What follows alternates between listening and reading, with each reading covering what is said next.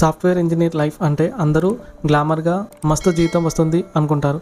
కానీ నిజం ఏంటి అంటే సాలరీ పడంగానే ఈఎంఐలు, credit card bills, home loans, personal loans మొత్తం అన్నీ కట్ అయ్యాక మిగిలేది సున్నా.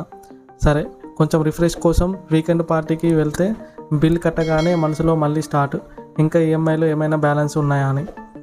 బాస్ టార్గెట్ గురించి చెప్పగానే బాడీలో షాక్ ట్రీట్మెంట్ మొదలవుతుంది. ప్రాజెక్ట్ ఎప్పుడు కంప్లీట్ అవుతుందిరా బాబు అని. ChatGPT, AI వల్ల చాలా జాబ్స్ పోతున్నాయి.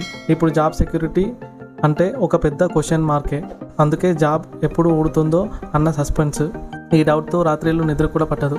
కోడింగ్ అంటే క్రియేటివ్ వర్క్ అనుకుంటారు, కానీ నిజం ఏంటి అంటే ఎర్రర్ ఒక్కటి 3 రోజులు నిద్ర పట్టకుండా చేస్తుంది.